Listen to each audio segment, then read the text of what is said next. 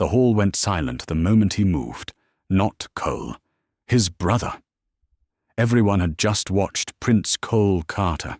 Golden, untouchable, the man Mia had quietly loved for 10 years. Step back from the sacred circle and say the words that gutted her in front of the entire pack. I claim no one. The laughter came fast. It always did when Mia Sprouse was involved. The wolfless girl, the broken one, the prince's little charity case, who actually believed, after everything, or that tonight would be different. She was still standing there, chin up, eyes burning, refusing to fall apart in front of people who had been waiting years to see it, when the throne room shifted. Footsteps. Slow, deliberate, the kind that made crowds part without a word. Alpha King Riley Carter descended from his throne, crossed the sacred floor, and stopped directly in front of her. He didn't look at the council. He didn't look at his brother. He looked at her, like she was the only person in the room who had ever mattered. Then he spoke. 7 words, quiet enough that the silence had to earn them. That claim belongs to me, not him. Thank you for sticking around with me, my wonderful story family. If you're already hooked in on today's story and ready to enjoy it, click subscribe and let me know in the comments where you're watching from. We like to know our pack members from all over the world. Now, let's begin. Chapter 1. Nobody is born knowing they are broken. It is taught. Slowly, methodically, ordered with the patience of people who understand that the most effective damage is the kind that makes the victim do the work for you. By the time Mia Sprouse was 22 years old, she had been so thoroughly educated in her own deficiency that she could recite it in her sleep. No wolf. No shift. No future worth speaking of. She had heard it first, at 7, when the other children in the pack's nursery began shifting for the first time, and she had stood in the corner watching, but waiting for the thing inside her to wake up, feeling nothing. She had heard it at 10 when the pack's healer had examined her with the detached expression of someone assessing damaged livestock and told her mother within earshot that some bloodlines simply ran thin. She had heard it every day since she arrived at Thornwald Keep at 12. In training yards, great halls, corridors, feast tables. I'd whispered behind hands that didn't bother being subtle because subtlety implied she was worth the effort. Wolfless. Broken. Nobody's. The words had been said so many times they had stopped being weapons and become weather. Just the permanent condition of her existence. Like the cold stone floors and the grey winter sky, and the way every room she entered rearranged its energy slightly, tightened, recalibrated, reminded itself what she was. She trained anyway. Harder than anyone, before sunrise, tight after sunset, in the rain and the cold, and the specific grinding exhaustion of someone who understood that her blade was the only argument she had, that anyone here was obligated to respect. She had built herself into the most precise fighter in Thornwald through sheer savage discipline, and it had earned her exactly one thing, the reluctant acknowledgement of people who would have preferred to dismiss her entirely. It was not enough. It was never enough. Because at the end of every training session, when the pack members shifted and ran under the moon with the effortless freedom of people living inside their full inheritance, Mia walked back to her quarters on 2 legs and felt the absence like a missing limb. Something that should have been there. Wasn't. She had learned to build walls around the pain of it. High, thick, maintained with daily effort. And for years those walls had held, because she had something to press against them from the inside, something warm and stubborn and humiliatingly persistent. Hope. His name was Cole Carter. It had started the way the most dangerous things always start. Small, innocent, completely unremarkable in the moment. She had been 12 years old, knocked flat on her back in the training yard for the 3rd time that morning, mouth full of dirt, eyes burning with tears she absolutely refused to shed. The other children had already moved on, already laughing at something else, already proving that her failures were only briefly entertaining before becoming boring. Cole had crouched down in front of her. He was 12 too, golden-haired and easy in his skin, the way children who have never been made to feel wrong about themselves are easy. He looked at her with his head tilted slightly and said, "You got back up twice already. Most people stop at one." Then he stood, offered his hand, and walked away when she didn't take it. He didn't look back. He didn't wait for her response. He simply said the thing and left, like it hadn't cost him anything, like he hadn't just handed a drowning girl the only piece of solid ground she'd been offered since she arrived. She got up by herself, but she got up thinking about what he said. That was her first mistake. She understood that now. The whole catastrophic decade that followed could be traced back to that moment. A boy noticing she hadn't quit, a girl starving for any version of being seen, a crumb so small it should have meant nothing. She had made it mean everything. What followed was 10 years of almost. Cole noticing her in training and forgetting her by dinner, and defending her once in the corridor when Stella's cruelty crossed a line he apparently had a threshold for, and then avoiding her for a week afterward, like the defense had cost him social currency he needed to recover. Finding her in quiet corners during festival nights with his voice low and his eyes saying things his mouth never confirmed, then stepping back into his golden life and leaving her in the gap between what he implied and what he meant. And Mia.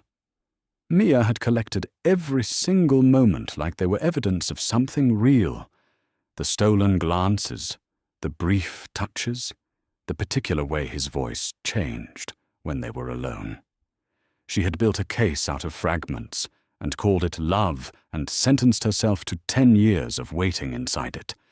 The daily cost of that waiting was something she never let herself calculate too carefully, because every day at Thornwald was a negotiation with humiliation, as every morning in the training yard when Stella arrived with her ladies and found new ways to use Mia's wolfless status as entertainment. Every feast where she sat in the lower seats and watched pack members discuss her absence of a wolf the way they discussed the weather, casually, openly, as though she were not sitting close enough to hear every word. Every full moon when the pack ran together in the forest and the sound of their howling reached her quarters window like a language she had never been allowed to learn. She had survived all of it on crumbs, on stolen glances, on the persistent, irrational, devastating belief that Cole Carter saw something in her that this pack didn't.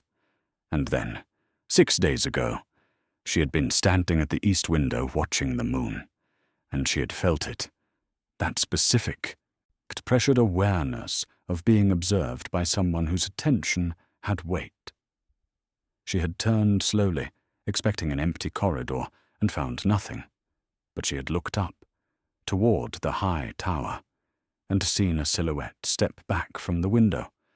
Not quite fast enough. She had told herself it was a guard. She had almost believed it, until the next morning, when she found the tower room, the groove worn smooth on the window ledge, the evidence of years of standing in one spot, watching one place, and on the stone, a single dark feather from the Alpha King's private quarters. Riley. She hadn't known what to do with that. Still didn't. She pressed her fingers against the feather in her pocket now, as she crossed the great hall toward the training yard, the castle moving around her with its usual morning energy, and felt the familiar crawl of today's first humiliation arriving on schedule. Stella was already in the yard, as she had 3 of her ladies with her, and the particular energy of someone who had woken up with a specific cruelty already planned. She watched Mia enter the yard with a smile that had never once involved warmth. 10 years, Stella said, to no one in particular, loudly enough for everyone. 10 years in this castle and she still comes to training, as if a sword is going to fix what's broken. The ladies tittered. 2 junior guards found somewhere else to look. Mimea picked up her staff and said nothing. The ritual is tomorrow, Stella continued, descending the yard steps with her practiced grace. The whole pack will be there, all those witnesses. She paused, tilting her head. Do you think Cole is actually going to claim a girl with no wolf in front of the council? In front of everyone? The staff was solid in Mia's hands. She focused on that. I think, Stella said softly, arriving close enough that only Mia could hear the final part. Oh, that tomorrow is going to be the worst night of your life. And I think somewhere, underneath all that hope you carry around like a disease, you already know it. Mia looked at her. Steady, walls up, face giving nothing. Then I suppose we'll both find out tomorrow, she said. She turned away before Stella could answer, began her forms. Strike, reset, breathe, strike again. The rhythm that had held her together for 10 years, the only religion she had ever fully believed in. And she was 3 forms in when she felt it. That weight, that watchful, steady presence she now had a name for. She didn't look up immediately.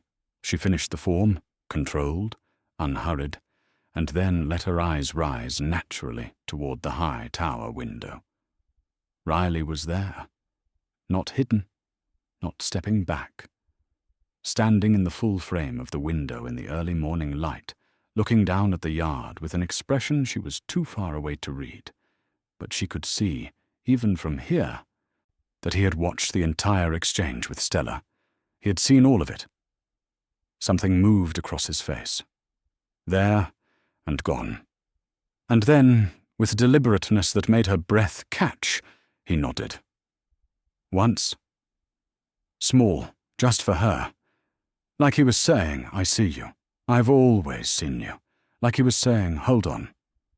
Mia stood in the middle of the training yard, with her staff in her hands, and her heart doing something she had no framework for, and understood, but with a certainty that frightened her more than anything Stella had ever said, that tomorrow was not going to go the way anyone in this castle expected. Chapter 2. She went back to the tower that night. She told herself she wasn't going.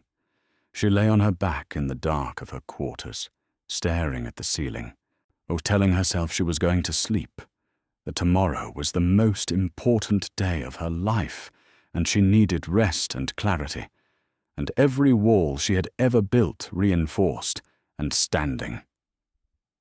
She told herself that climbing those stairs again was the behavior of a woman who had already lost her grip on rational thought. She was on the stairs within the hour.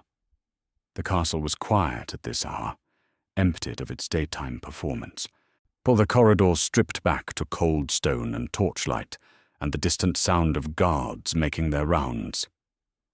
Maya moved through it silently, barefoot, her fingers trailing the wall as she climbed, past the servants' level, past the guards' quarters, up into the part of the keep that existed above the castle's daily life, where the air was colder and the silence had a different quality. Older, less disturbed. She pushed open the tower door. The room was exactly as she had left it. Small, bare, the single window facing the training yard below. She crossed to it slowly and looked down. The yard empty and pale in the moonlight, the rune posts casting long shadows across the dirt where she had stood that morning, and felt Riley's nod settle into her chest like something taking root. I see you. Hold on. She pressed her fingers against the worn groove on the window ledge, ran them along its length, feeling the years in it. This was not casual. What this was not a king, occasionally glancing down at his kingdom from a high window. This groove was made by someone returning to the same spot, in the same position, with enough consistency to wear the stone smooth. How many mornings, how many training sessions had she moved through below, completely unaware, while Riley Carter stood in this exact spot and watched? She thought about the times she had felt it, that specific pressure of being observed, and dismissed it. Told herself she was imagining things, told herself she was so starved for attention that she was inventing it from the air. She had not been imagining it. She picked up the feather from the ledge where she had left it and turned it in her fingers. Dark, weightless, impossibly significant. Why? That was the question she kept arriving at and couldn't move past. Not how long, not when it started. Why?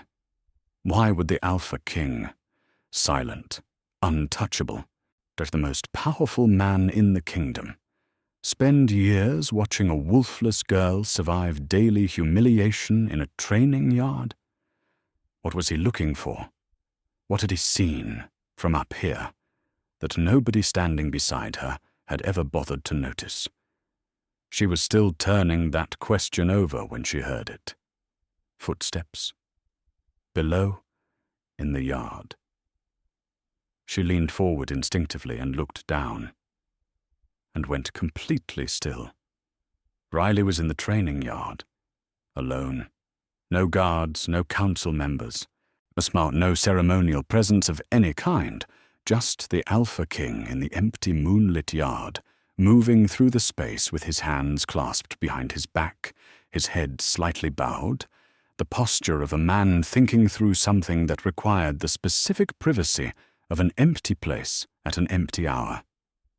He stopped at the center of the yard, directly where Mia trained every morning.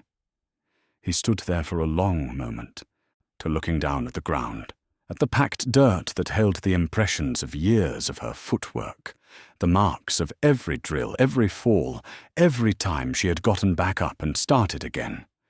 He crouched down slowly and pressed one hand flat against the earth, the way you press your hand against something you are trying to understand through touch rather than sight. Mia's breath stopped. She pressed herself against the window frame, certain he would look up, be certain the movement would catch his eye, but he didn't look up. He stayed crouched with his hand in the dirt for a long, private moment, and his expression in the moonlight was something she had never seen on him before. Not the carved composure of the throne room, not the cold authority that made entire councils fall silent.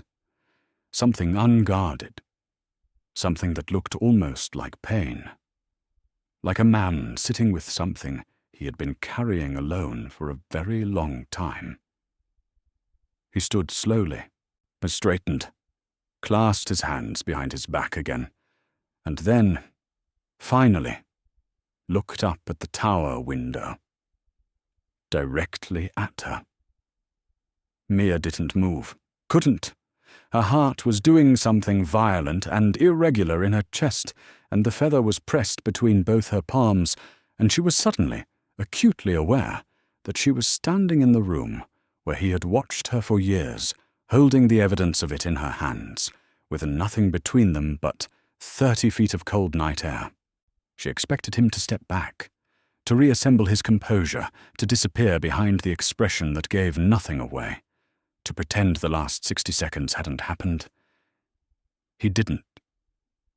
He looked at her, fully, steadily, with nothing hidden, for a long moment that she felt in every part of herself, and then he did something she was completely unprepared for. He looked down at the yard, then back up at her, and nodded, once, the same nod as this morning, small, deliberate, but carrying the specific weight of someone saying something they have needed to say for a very long time. I know what happens to you down here. I have always known. Mia's throat tightened. She pressed the feather harder between her palms and held his gaze, and felt something shift in the architecture of everything she thought she understood about her life in this castle. Because the expression on Riley Carter's face in the moonlight was not the expression of a king monitoring a subject. It was not detached or analytical or political. It was the expression of a man who had watched someone he cared about suffer for years, and had been constrained, by what she didn't yet understand, from doing anything about it. He had been protecting her. She understood that suddenly, with a clarity that hit her like cold water. The times Stella's cruelty had mysteriously stopped short of crossing certain lines. At the incident 2 years ago, when a guard had cornered her in the east corridor and been reassigned to the outer perimeter, the very next morning, without explanation, the council member who had proposed formally stripping her training privileges and withdrawn the proposal within a day, quietly, without ever explaining why. She had attributed those things to coincidence, to luck, to the random mercy of an institution that was otherwise merciless. It hadn't been luck. It had been him, from up here, and silent and consistent and completely invisible, reaching down into her life and removing the things that would have broken her, without ever letting her see his hands. Why? The question burned hotter now. Why does the Alpha King watch over a wolfless girl? What do you know about me that I don't know about myself? As if he heard the thought, as if the question travelled the 30 feet of cold air between them and landed, Riley's expression shifted, or something in his eyes that she couldn't fully read, something that looked like it was right at the edge of a decision he hadn't yet made. Then he looked away, looked toward the castle entrance, back up at her once more. And this time there was something else in his face, something urgent beneath the composure. A warning. She heard them half a second later. Voices from the council corridor. Lord Fenwick, unmistakably. Asincha, and at least 2 others, moving through the passage that ran adjacent to the yard. Riley stepped back into the shadows with the practiced ease of a man who had spent years moving through spaces without being seen. Gone. The yard empty again, like he had never been there.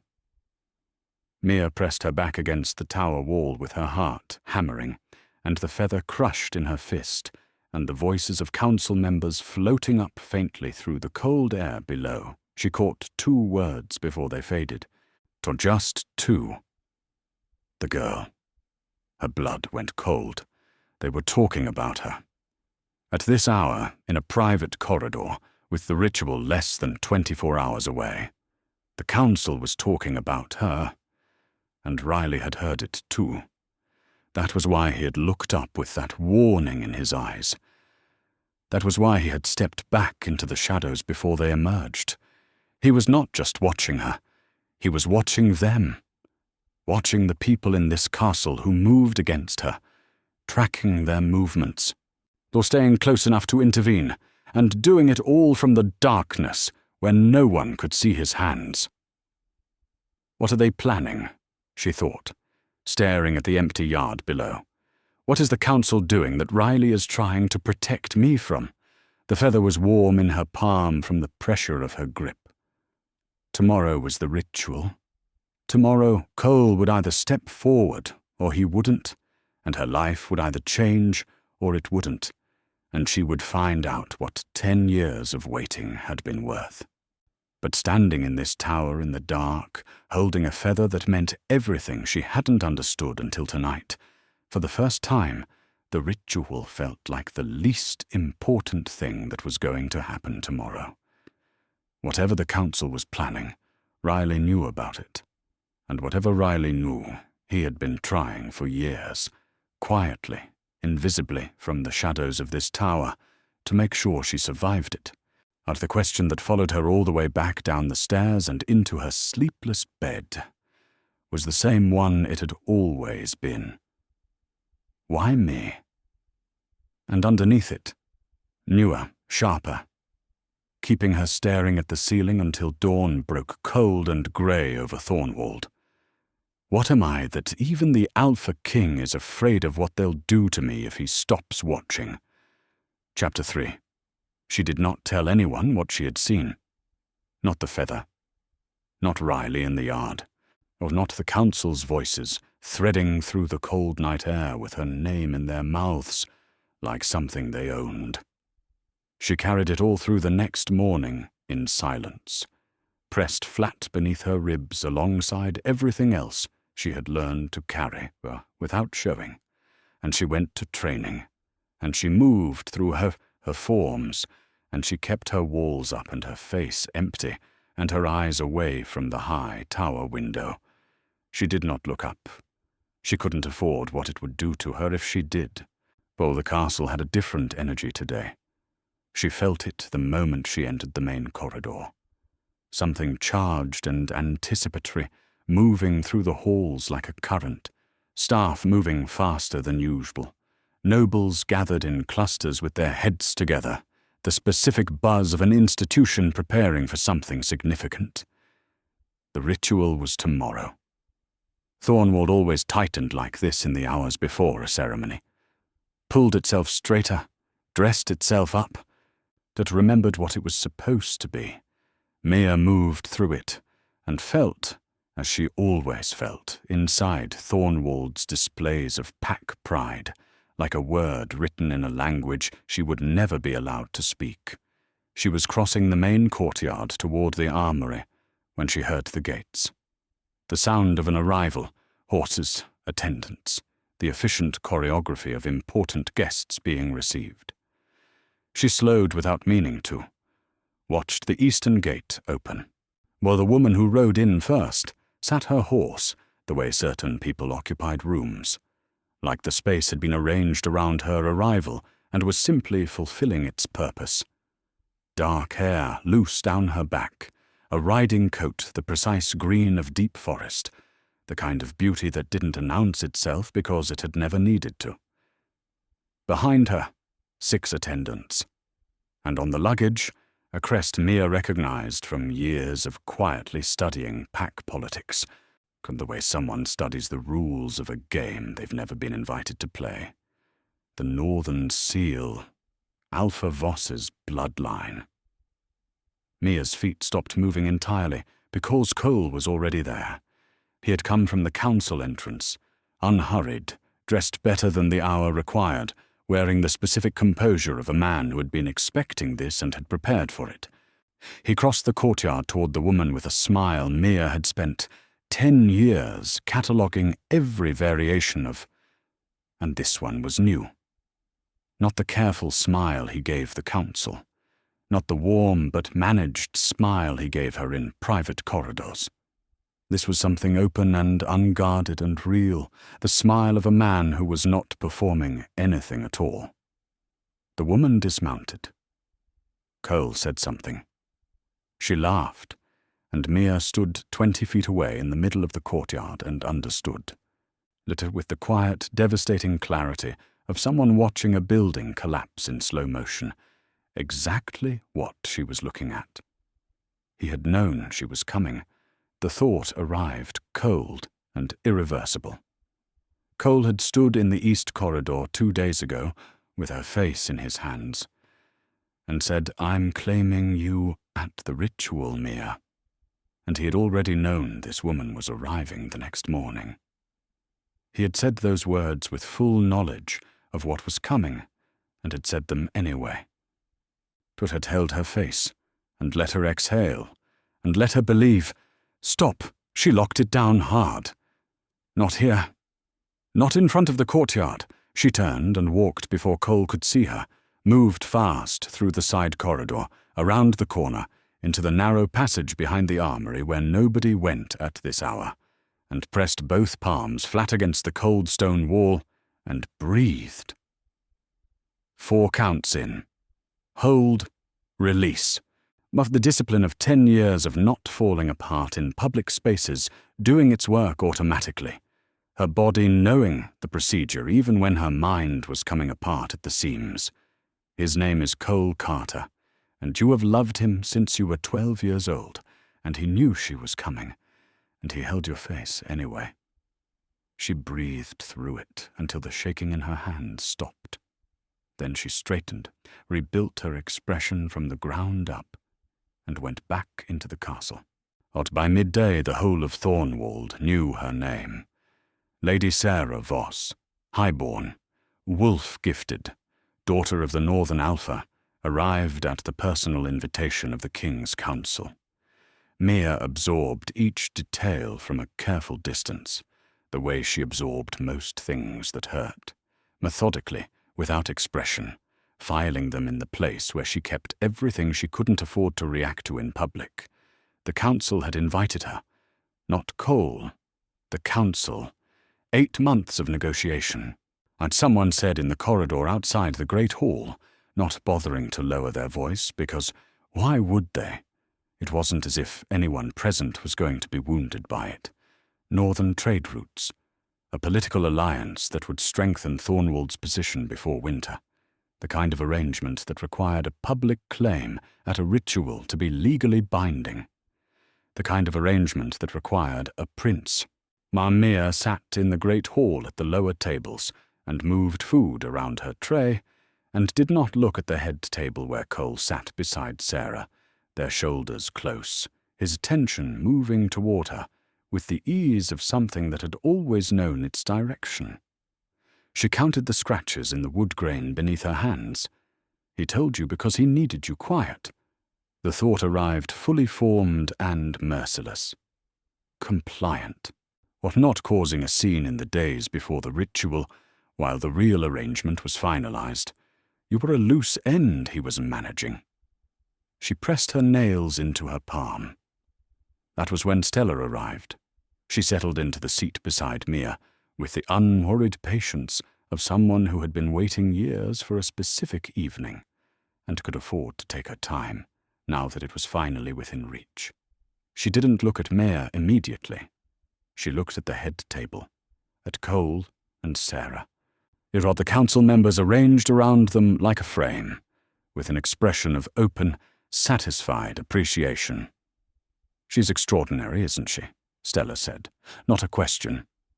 Wolf-gifted, high-born, the kind of woman this pack was built around. A pause, deliberate and precise. "Do you know what the difference is between her and you, Mia? It isn't the wolf. It isn't even the bloodline." She turned then, finally, and looked at her with something that might have passed for sympathy in worse light. Tedos, it's that she walks into a room and everyone in it immediately understands her value. And you walk into a room and everyone immediately remembers what you're missing.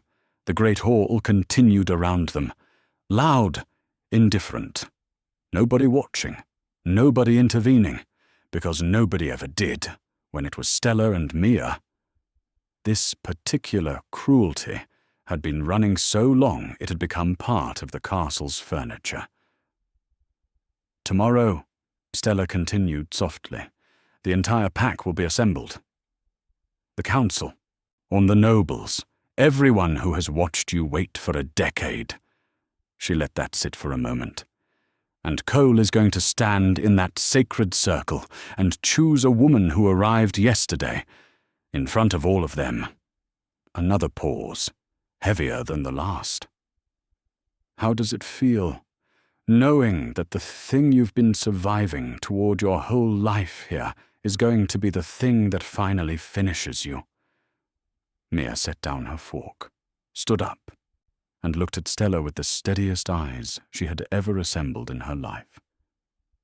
10 years, she said quietly. 10 years in this castle, and I am still here, still standing, still at that training yard every morning before you've even opened your eyes. She held Stella's gaze without flinching, without trembling, without giving her a single thing to collect. So whatever you think tomorrow is going to do to me, understand that I have survived every single day that came before it, as tomorrow is just another day. She walked away before the table could see what the words cost her. She made it to the east corridor, turned the corner, stopped, and heard them. Cole's voice first, from the old winter passage that ran behind the corridor wall. Low, urgent, the voice she had memorized so completely she could identify it through stone. Then Sarah's, measured, careful, the voice of a woman navigating something complicated. "She's going to be devastated," Sarah said. A pause. Then Cole, and what he said next, the specific arrangement of words he chose, hit Mia somewhere below the reach of her walls. "She'll recover. She always does. That's the thing about Mia. She survives everything. It's practically all she's good at." The corridor went very quiet. Mia stood with her back against the wall, and her hand pressed flat over her mouth, and the words rearranging everything inside her. Not breaking her. Not this time. Doing something worse. Clarifying. Stripping away the last 10 years of almost, and leaving only the clean, merciless truth underneath.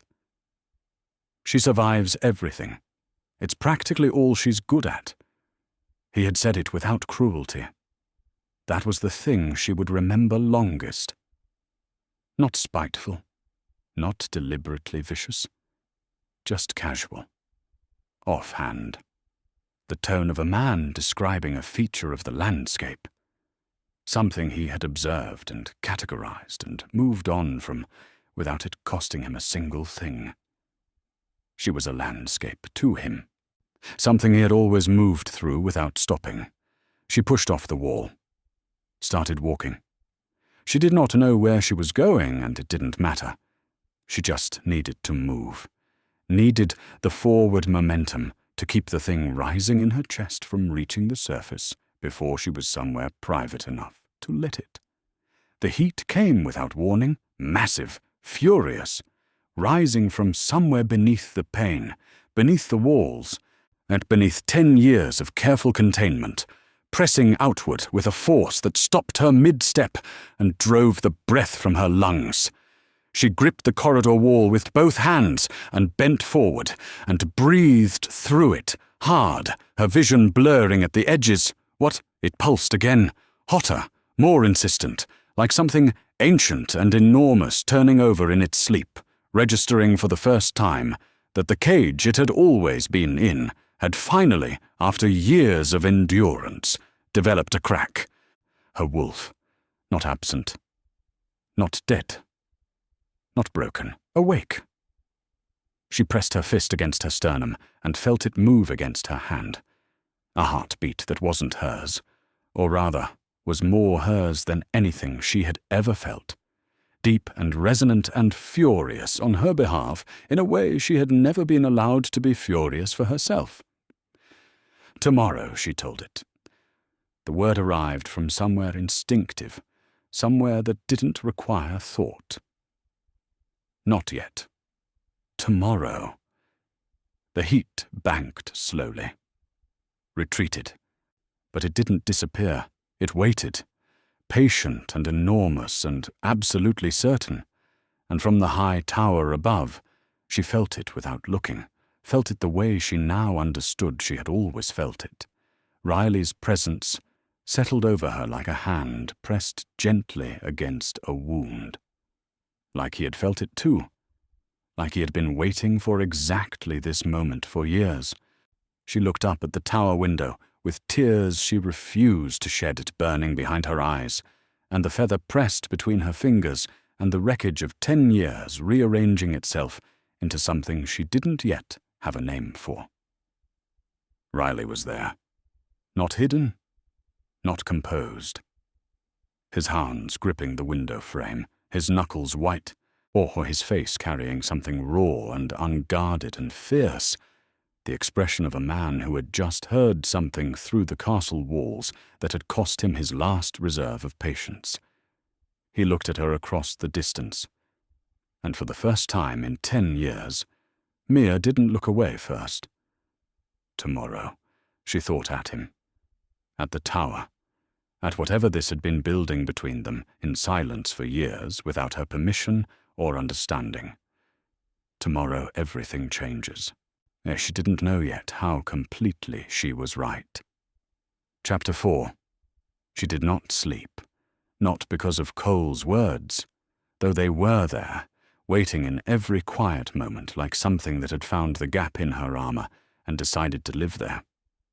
She survives everything. It's practically all she's good at. She lay on her back in the dark and felt them settle into her bones, and understood that this was what 10 years had actually been. Not love, not almost, or just a man who had looked at her endurance and confused it for convenience. The heat wouldn't let her rest either. Every time she drifted, it pulsed back, low, insistent, furious on her behalf in a way she had never been allowed to be furious for herself. She pressed her fist against her sternum and felt it move beneath her knuckles like a second heartbeat that had always been there, waiting for enough pain to finally make itself known. Tomorrow, she told it. It was almost tomorrow now. Well, Cole found her in the training yard before dawn. She saw him coming and did not stop moving, finished her form, set the staff down and turned to face him with her walls at full height and every vulnerable thing she possessed locked somewhere he no longer had the key to. He looked like a man who hadn't slept. Good. Mia. I heard you, she said. In the corridor, I heard what you told Sarah. His prepared speech dissolved. Something moved across his face, not guilt, or she had stopped expecting guilt from Cole Carter, but the specific discomfort of a man caught being exactly who he was. It was taken out of context. She survives everything, Mia said quietly. It's practically all she's good at. She let his own words sit in the air between them. That was the context. He crossed the distance in 2 steps and took her face in both hands, that gesture, always that gesture, and looked at her with urgent, practiced sincerity. Oh, tonight I'm going to fix this. I'm going to stand in that circle and make this right. Just trust me one more time. One more time. She looked at him, at the face she had loved since she was 12, at the eyes that had always known exactly how much she needed to hear those words, and had used that knowledge like a blade dressed up as a gift. She stepped back, out of his hands. The ritual is tonight, she said. Oh, whatever happens, happens. She picked up her staff and walked away, before he could see what it cost her. She did not see him pull a folded paper from his coat the moment she turned, did not see him read it, jaw tightening, and close his fist around it with the expression of a man confirming a decision he had made long before this conversation. But Riley did. She was fastening the last button of her ceremonial white when the knock came, too deliberate for a servant and too unhurried for coincidence. She opened the door. One of Riley's personal guards, identifiable by the dark insignia on his chest, the ones that answered to no one else, held out a single object without speaking, a black feather. Mia's breath stopped. She took it. The guard left without a word, without explanation, without anything that could be intercepted or reported or used as evidence of anything. She stood in her doorway holding 2 feathers now, the one from the tower ledge, worn soft from days of handling, and this one, fresh and deliberate, and understood what Riley had just said, without saying a word. I am here. Whatever happens in that hall tonight, I am here. Her throat tightened. She pressed both feathers to her sternum and stood in the cold corridor in white, and asked the question she had been circling for days. "What are you going to do?" The heat in her chest pulsed once in response, almost like it already knew. The hall was full when she arrived. Every torch lit, every seat taken, the sacred runes blazing gold, the old magic awake and humming, the air thick with the specific electricity of something irrevocable approaching. 100 people in their finest. And the shift moved through them the moment she entered. That recalibration, that collective reminder. Wolfless, broken. What is she doing here in white? She kept walking, one foot in front of the other, chin up, feathers pressed between her fingers. Bristella was in the front row, wearing the expression of a woman who had purchased a front row seat to this specific moment, years in advance. Mia looked up at the throne. Riley was already looking at her. Not at the council, not at the crowd. At her, with an expression that had finally, completely, stopped pretending to be anything other than what it was. She looked away first. She had to, because whatever was in his face was too large and too dangerous to stand inside right now, with 60 seconds left before everything ended. Cole entered from the ceremonial corridor. The crowd turned. The runes blazed. He crossed to the sacred circle and looked directly at Mia, fully, deliberately, with the composed expression of a man who had rehearsed this moment and was ready to deliver it cleanly. She looked back and gave him nothing. "I claim." His voice filled the hall. Steady, practiced. She already knew. She had known since the courtyard, since the corridor, since the feather, since something ancient woke up in her chest and refused to go back to sleep. She knew.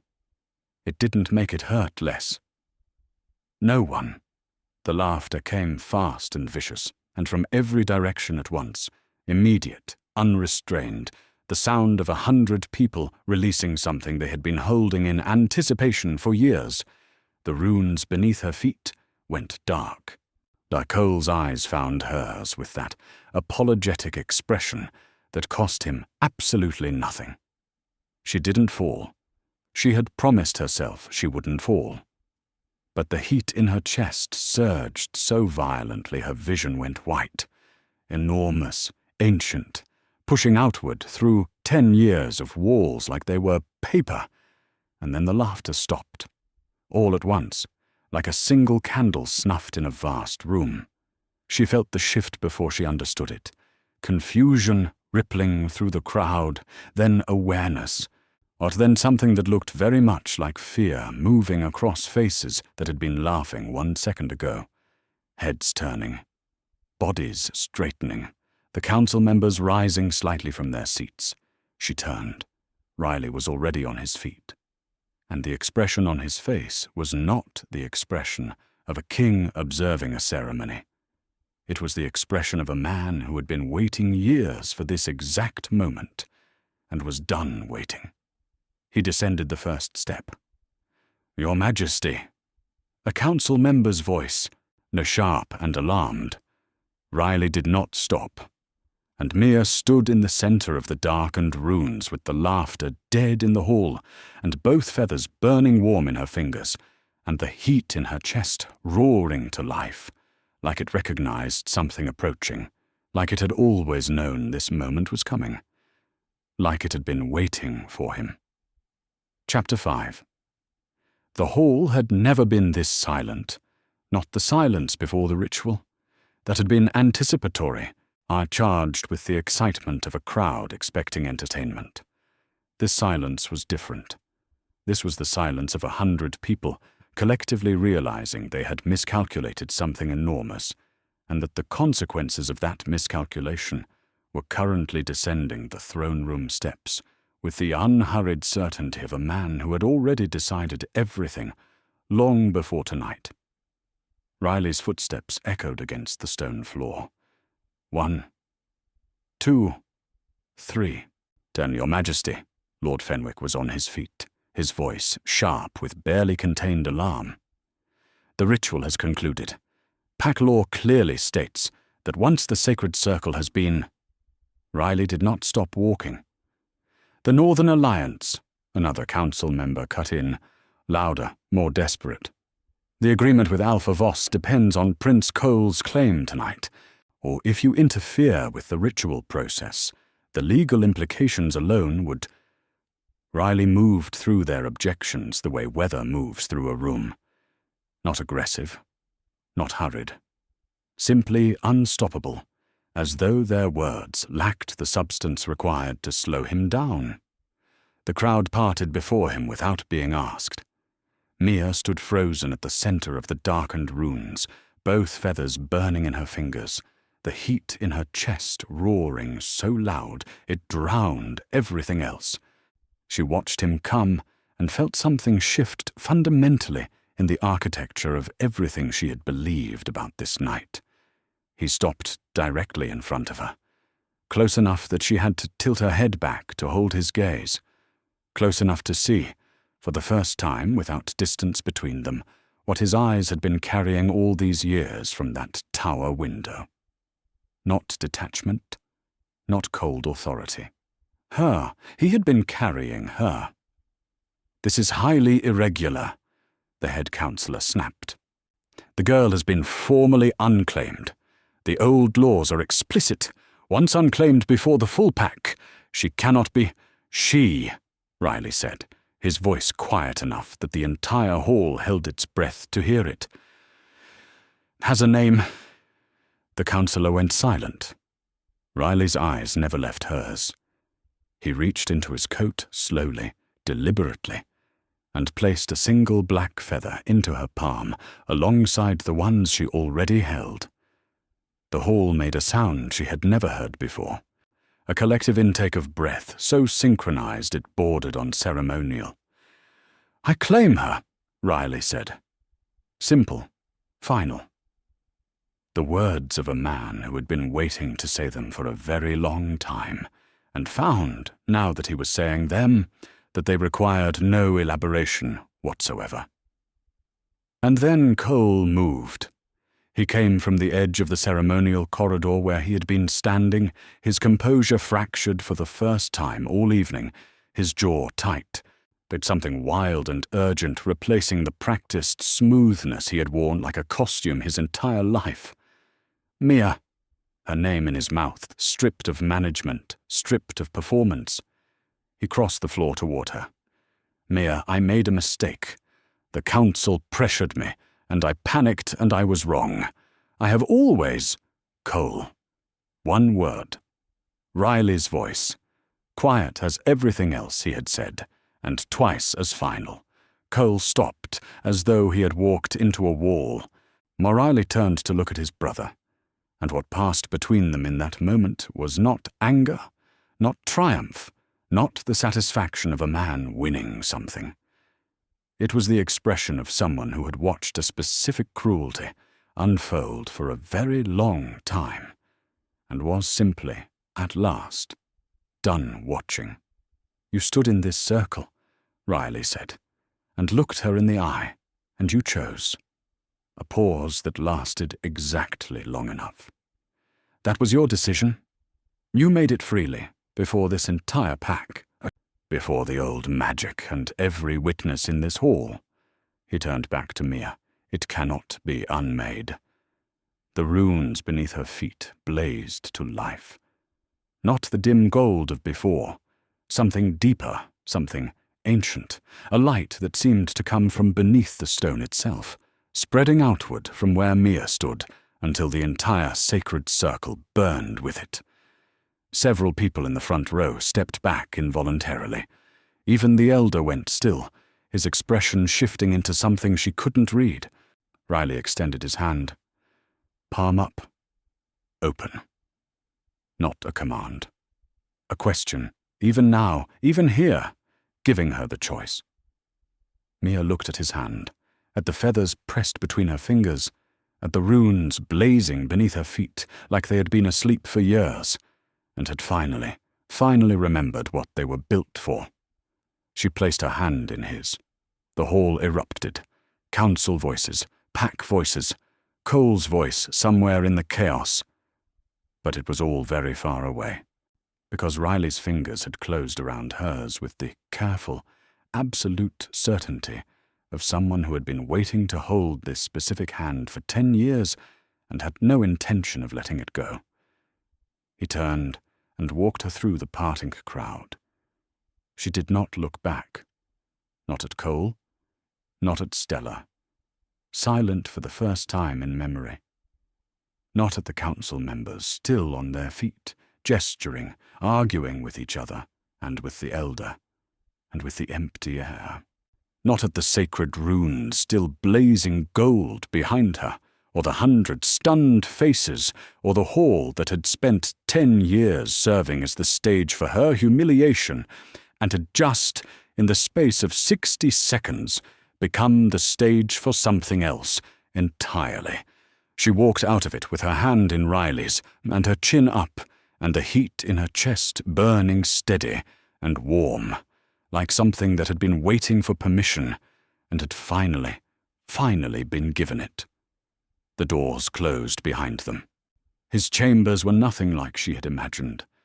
She had expected severity, the cold austerity of a man who had long ago traded warmth for authority.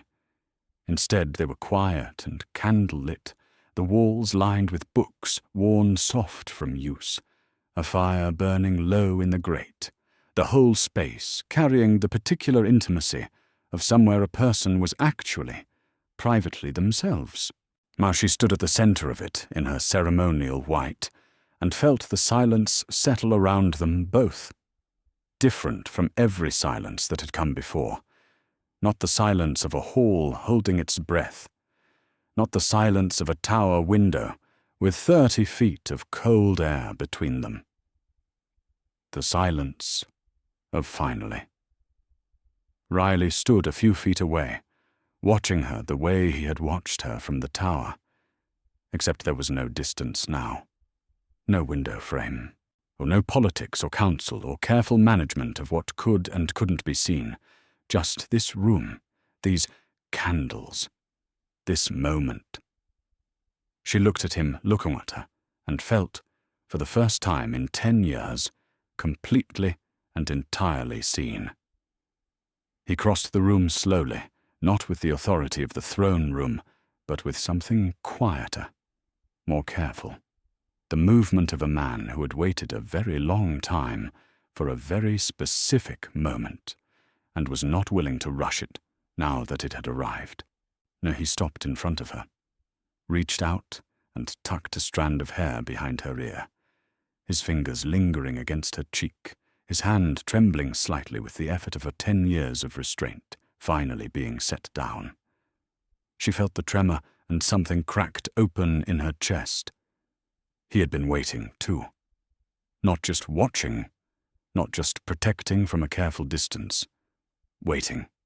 With the same patience she had spent on the wrong person, he had spent on her, holding it quietly, carrying it alone, on never once letting her see the cost of it until now.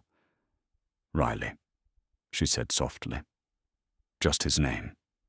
He exhaled like she had said something that had been true for a very long time. His hands rose, slowly, settling with extraordinary gentleness on her shoulders. His palms cool against her skin, spanning from the curve of her shoulders toward her collarbones. But it wasn't just the touch. It was the care in it. The deliberate, patient care of a man who understood, without being told, now that she had spent 10 years being handled carelessly, and had decided long ago that he would be nothing like that. For a long moment, he simply held her like that.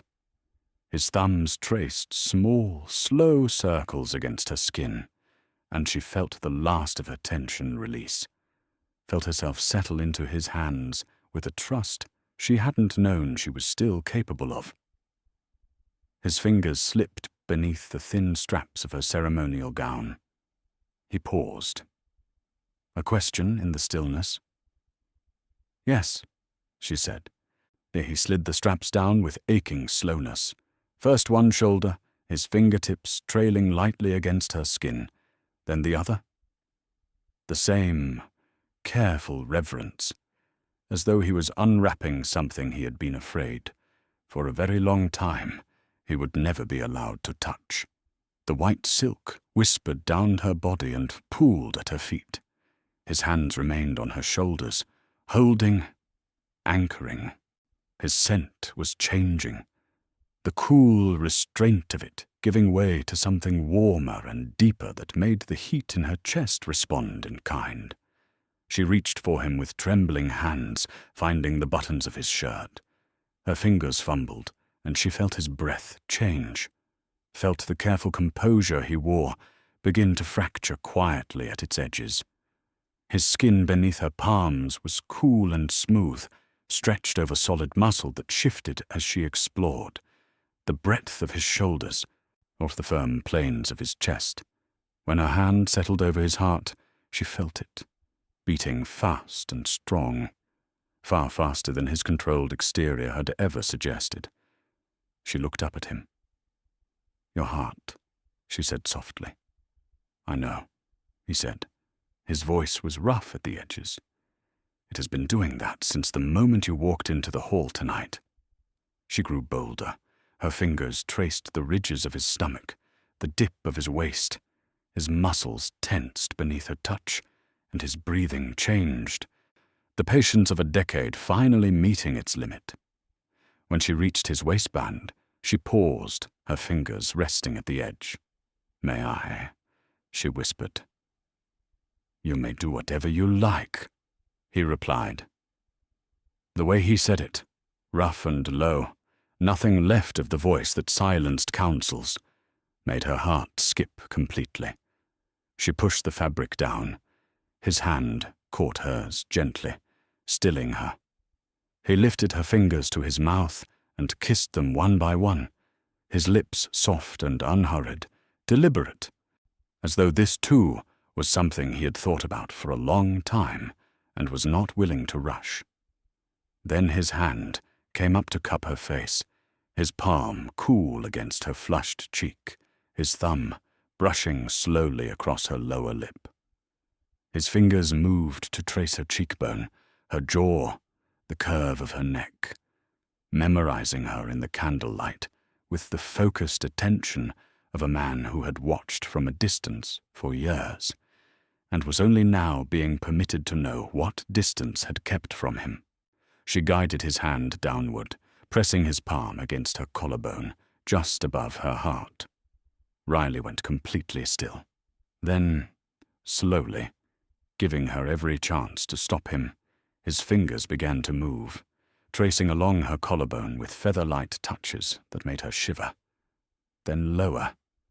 The sensation stole the breath from her lungs. His hand was cool against her heated skin, and the contrast sent something rushing through her that she had no name for, sparks of feeling entirely new, but entirely his. A small sound escaped her, surprise and pleasure tangled together.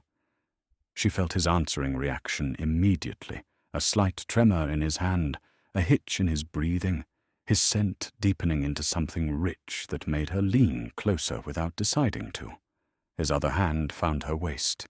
Then both hands began to move with increasing confidence. The curve of her ribs, the dip of her waist, and the flare of her hips, learning her the way someone learns something they intend to know completely. When his palm pressed against the small of her back, pulling her closer, she startled at the cool of his skin. "I'm going to kiss you now," he murmured. She barely had time to breathe before his mouth found hers.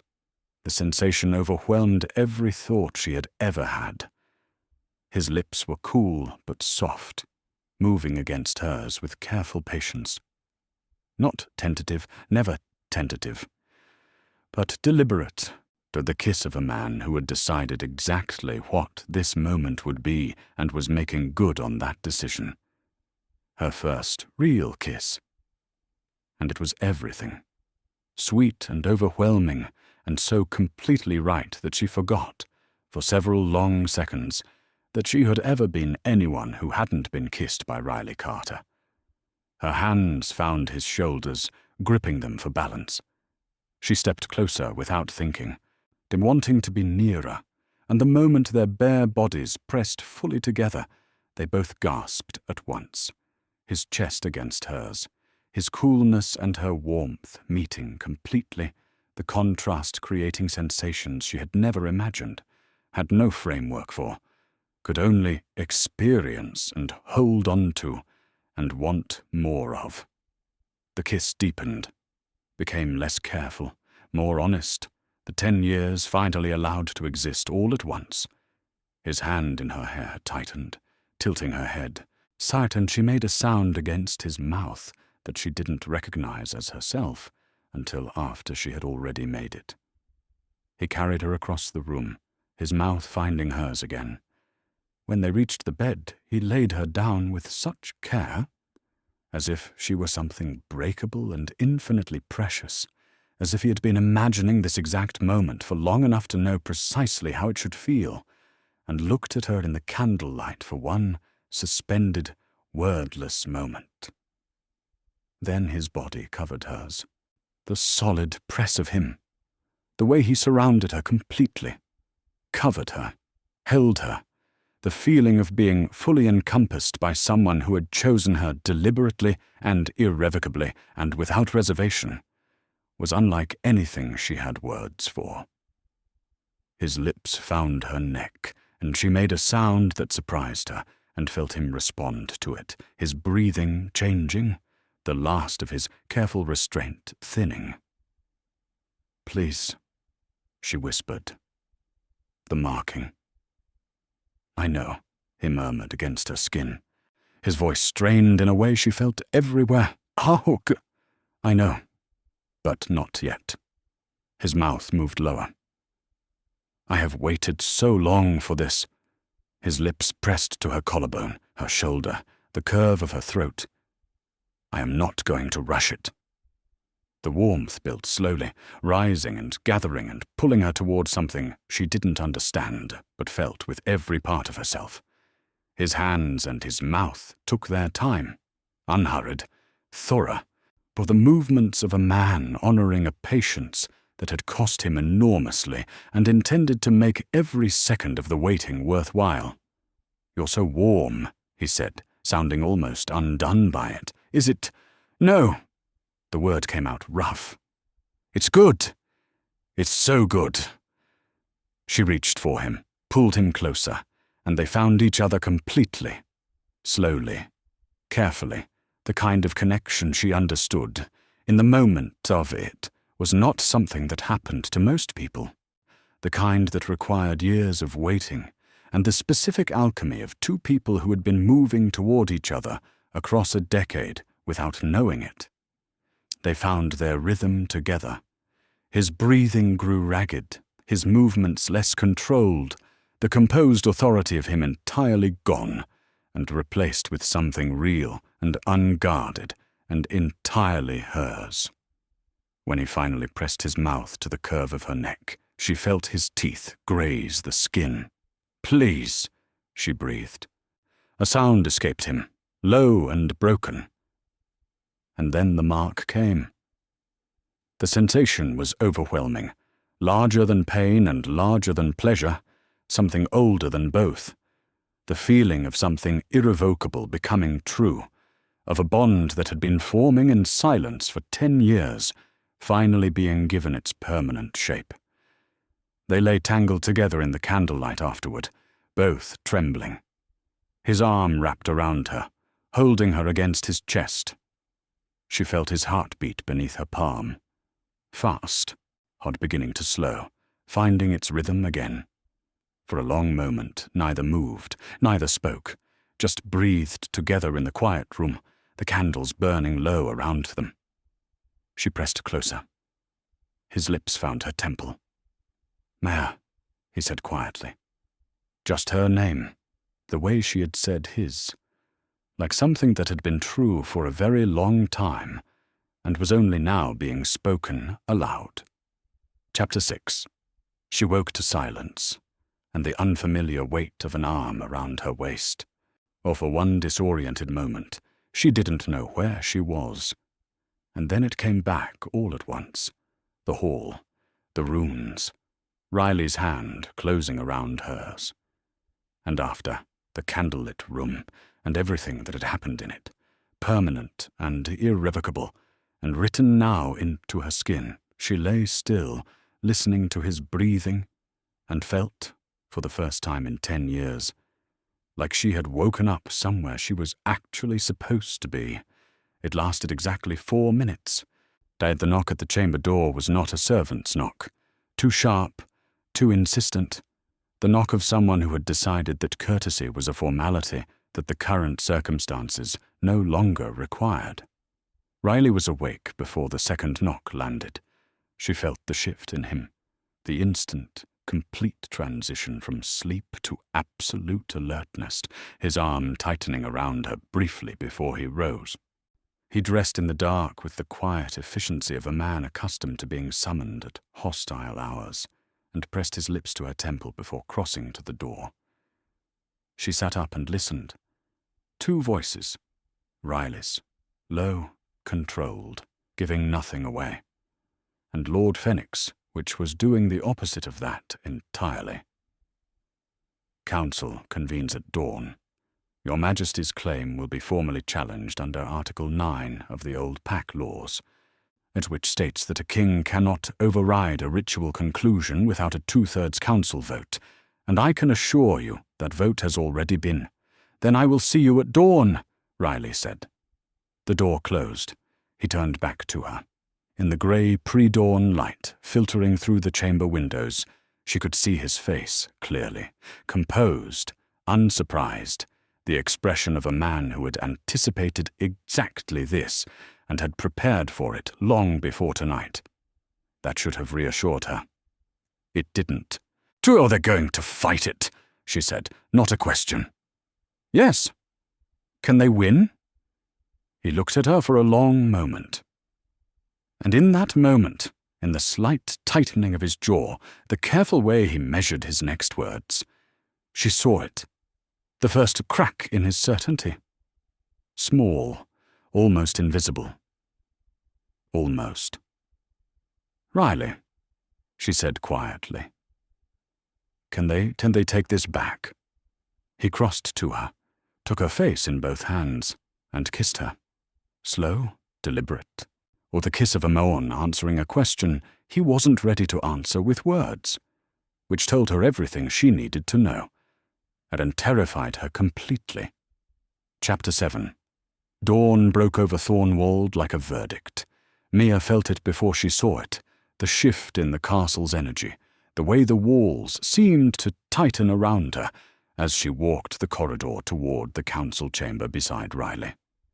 Pack members were already in the halls at this hour, which was unusual, which meant word had travelled through the night, the way devastating news always travelled in closed communities, fast, hungry, attaching opinion to fact until the two were indistinguishable. She felt every set of eyes.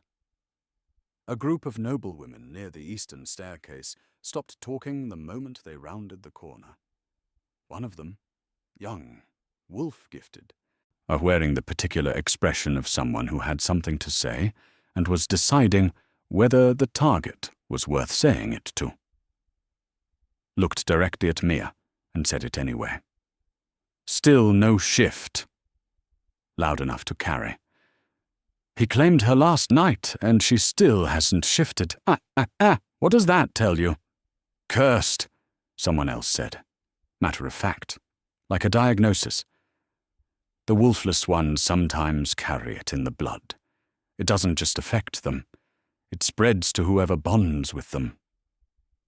Mia kept walking, kept her chin up, kept her expression exactly where she needed it. Riley's hand found the small of her back, brief, steady, a pressure that said, "I heard it, and I am still here," before he withdrew it as they entered the council antechamber, The room was already full. Every senior council member present, assembled with the focused energy of people who had spent the night preparing for this specific confrontation. Now Lord Fenwick stood at the head of the table with the bearing of a man who had spent the pre-dawn hours constructing a legal argument he was confident in. Beside him, 3 other councillors whose expressions ranged from cold fury to barely concealed satisfaction, and at the far end of the room, leaning against the wall with his arms crossed and his jaw set, Cole. He looked like he hadn't slept, for he looked like something in him had been rearranged overnight into a configuration that was angrier and less managed than anything Mia had ever seen from him. His eyes found her the moment she entered, and held, not with the apologetic composure of last night, but with something raw, something that looked, disturbingly, like possession, like she was something that had been taken from him. "Your Majesty," Fenwick's voice filled the room. "We will dispense with formality given the urgency. The Council has convened under Article 9 of the founding Pack Laws, which grants us the authority to formally challenge any claim made by the reigning Alpha that circumvents established ritual process." He placed both hands flat on the table. "Your claim last night was made after the ritual had concluded. The circle was dark. The Elder had stepped back. By every legal definition this pack operates under, your claim is contestable." "Then contest it," Riley said. "Well, we intend to." Fenwick's eyes moved to Mia with the clinical detachment of someone assessing a problem rather than looking at a person. "The grounds are threefold. First, procedural, as outlined. Second, political. The Northern Alliance with Alpha Voss depends on a claim being made through proper ritual channels. Your unilateral action last night has destabilized an 8-month negotiation and placed this pack's winter trade security in significant jeopardy." He paused. "And third." The room went very quiet. "The girl has no wolf." He said it the way someone states an obvious structural flaw in a building. Simply, without cruelty but without any softening either. "This pack has never been led by a wolfless queen. The old laws do not explicitly prohibit it, because the writers of those laws considered the possibility too remote to legislate against. But the precedent, the tradition, and the fundamental identity of what this pack is built on the wolf bond. Every alpha pair in Thornwald's history has been wolf-bonded. Every queen has shifted." He looked at Riley directly. "You are asking this pack to follow a woman who cannot shift, who may never shift, who may, as some of our members have raised this morning, carry something in her blood that actively suppresses the wolf bond." "Cursed," one of the other councillors said, the same word from the corridor. Still clinical, still devastating. "That is speculation," Riley said. "It is a legitimate concern," Fenwick replied, "and it is one that this council has a legal obligation to raise before the pack is asked to accept her as queen. She is already marked.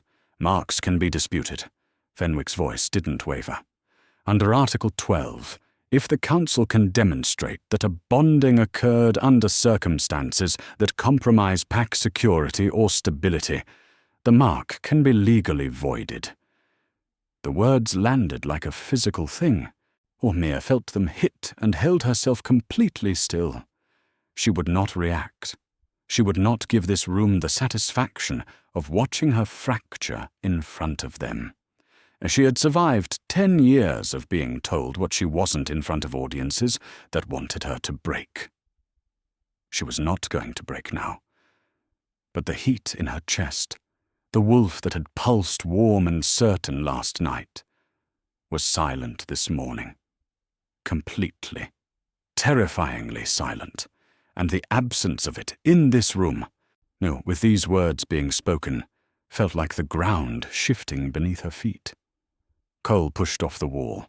"I'll say what the council is too diplomatic to say directly." His voice was different from last night, stripped of the urgent remorse, replaced with something harder. "You took her, Riley. You crossed the floor, and you took her in front of the entire pack, like she was something you were owed. But like my decision in that circle meant nothing, like 10 years meant nothing."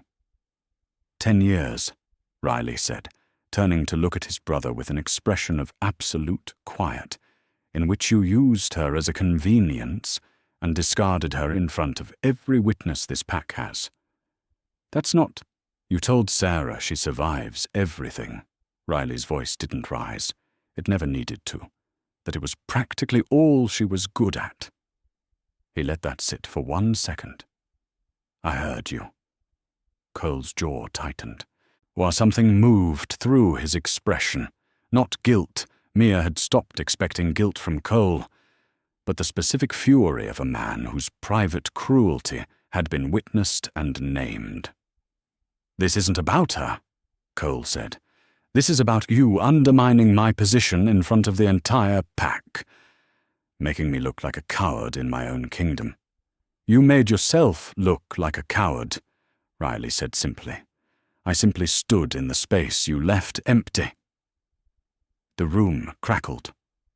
Fenwick stepped forward, and redirecting with the practiced efficiency of a man who understood that the real leverage was not the brother, but the law.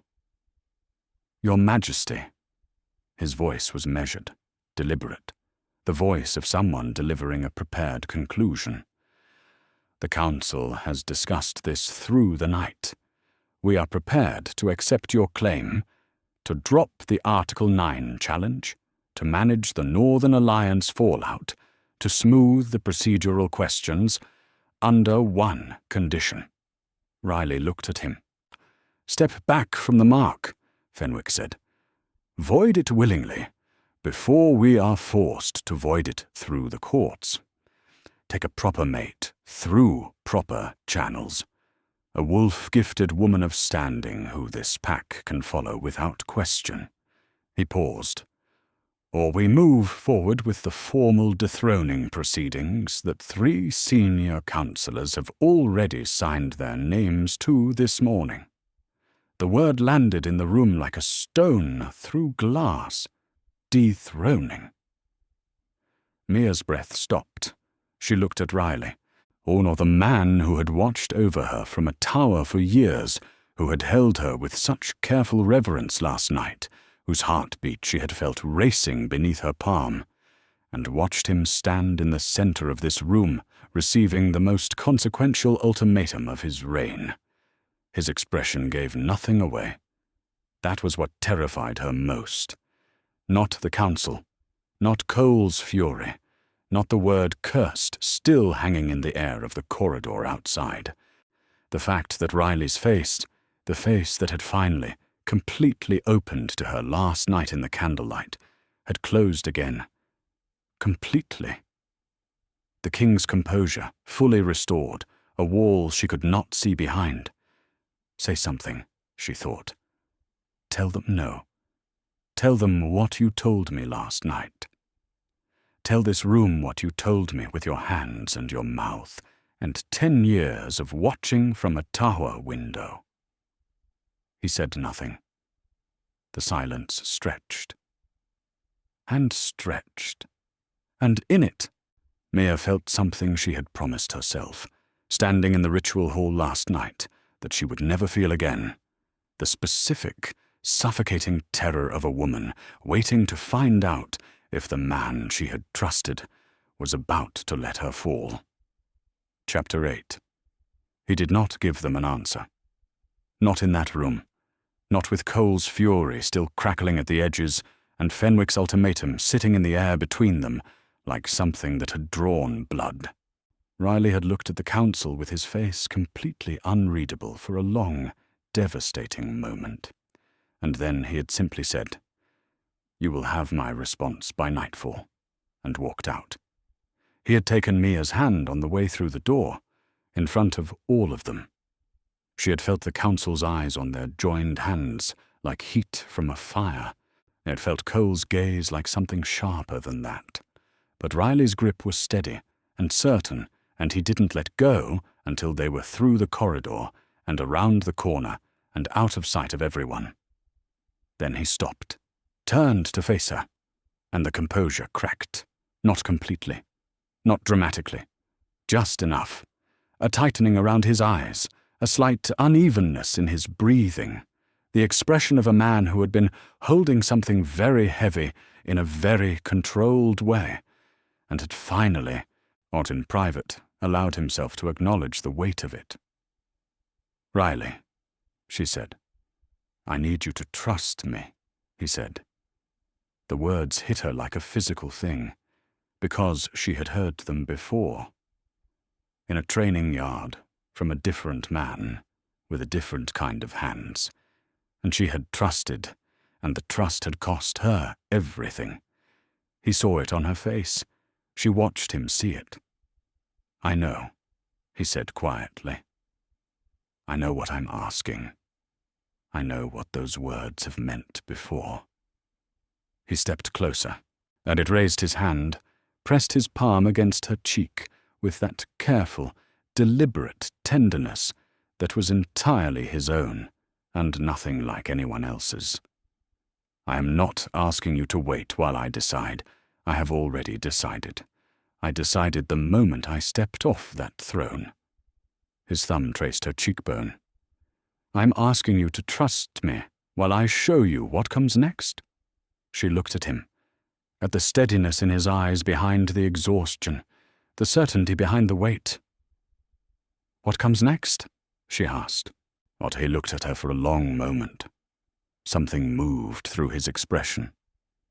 Not hesitation, but the careful arrangement of a man about to say something he had been carrying alone for a very long time. "Come with me," he said. He took her to a part of the castle she had never been. Below the main keep, past the wine cellars and the old storage rooms, down a staircase so narrow and so old that the torches along its walls were spaced for a castle that had been smaller once, in an earlier century. She followed him in silence, her hand in his, the heat in her chest, still quiet, still absent in the way that terrified her, pressing against her ribs like a held breath. The room at the bottom was circular. Stone walls, a floor worn smooth by centuries of use, a ceiling high enough to breathe. And around the walls, she stopped in the doorway and looked, training equipment.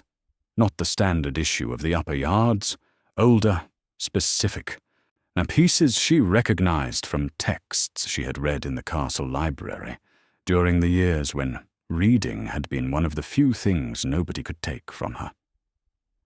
Ritual training tools used historically for one purpose, waking dormant wolves.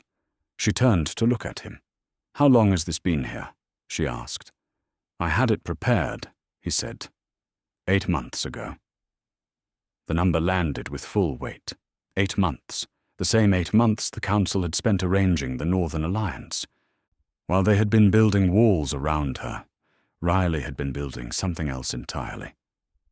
"You knew," she said slowly. "You knew my wolf wasn't gone. You knew it could be woken." "I suspected," he said carefully. "There are records, old ones in the restricted archive, of bloodlines like yours." Ancient blood, the Elder called it last night. Wolves so powerful that they require a specific catalyst to emerge. His eyes held hers. Not any catalyst. A soul bond, with an alpha king. She stared at him. "You knew this, and you didn't tell me?" "If I had told you too soon," he said, "the council would have known I was telling you, and they would have moved against you before you had any protection." His jaw tightened. "I needed to wait until the bond was made, until you were marked, until the old laws that protect a claimed mate were active and in your favor. And now, he said, "we wake it up. are together. She looked around the circular room, at the tools, the space, the evidence of 8 months of quiet preparation, and felt something shift in her chest.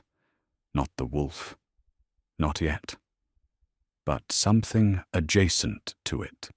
The feeling of a plan being revealed that had been running beneath the surface of everything, structured and patient and entirely oriented around her survival.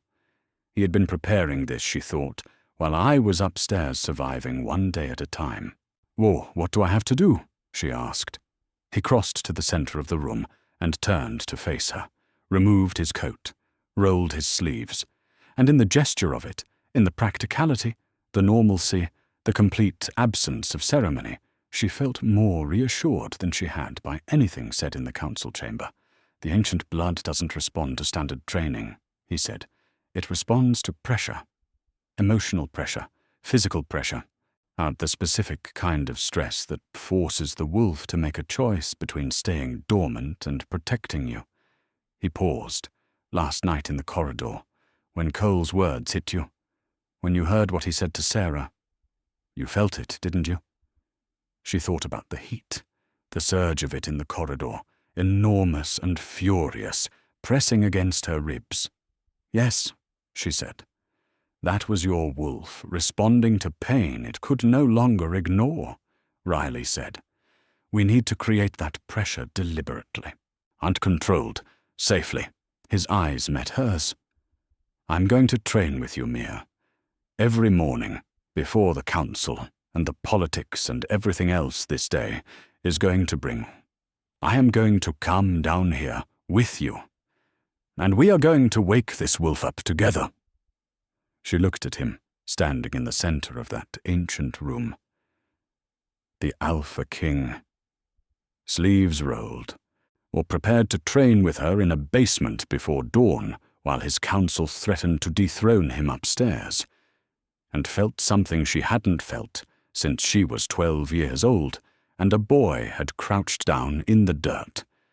Except this was nothing like that, because this man was not giving her a crumb. He was giving her everything he had.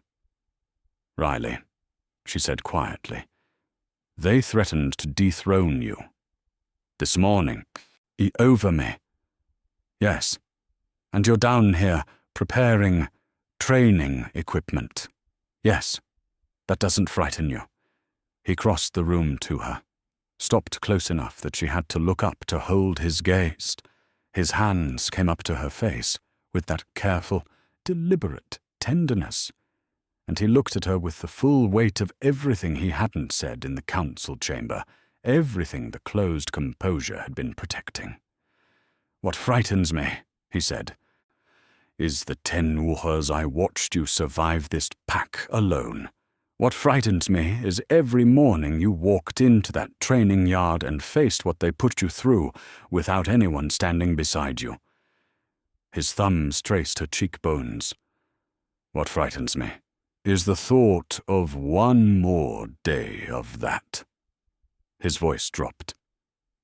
"A throne without you on it is not something I am interested in protecting." Her throat tightened. "You can't say things like that." "I have been not saying things for 10 years, he said. "I find I am done with that." She looked at him for a long moment, at the steadiness, at the certainty that had survived the council chamber and the ultimatum, and Cole's fury, and the word dethroning without fracturing. Then she stepped back, squared her shoulders, looked around the circular room. "Show me what to do," she said.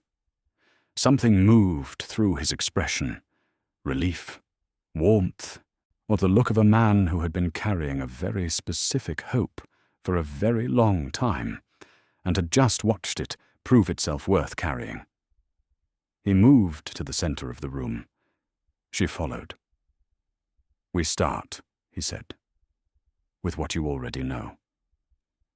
He raised his hands, and for the first time in 10 years, Mia walked into a training session where someone was standing on the same side as her. The morning passed in motion and silence, and the specific focused intimacy of two people learning each other's rhythms. Maud Riley was a different kind of opponent than anyone she had trained against. Not stronger, not faster, but more present, more attuned, adjusting to her the way water adjusts to its container. When she telegraphed a strike, he didn't exploit it. He named it. When she favored her left sussate, he didn't attack it. He corrected it. He trained with her, not against her. "More pressure," she said after an hour, her breathing hard, the heat in her chest beginning, just beginning, to stir. "I can feel it. Or when you push harder, something responds." He looked at her carefully. "Are you sure?" "Push harder," she said. He did. The next exchange was different, faster, more demanding, Riley applying a pressure that he had clearly been holding back, his movement sharper, the session suddenly closer to real than practice. Mia felt her body respond with an instinct that went beneath training, beneath 10 years of discipline, reaching for something older. The heat surged, or not as violently as the corridor, but real, present, awake. She stopped, pressed her fist to her sternum, and breathed.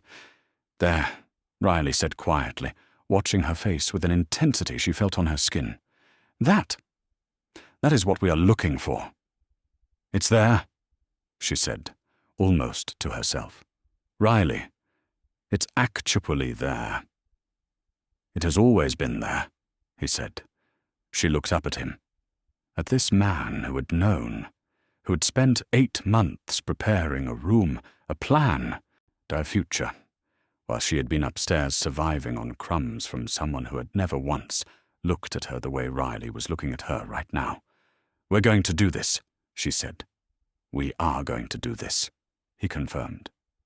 The door at the top of the staircase opened, footsteps on the stairs, more than one set, the specific, measured descent of people who had decided that waiting until nightfall was no longer acceptable.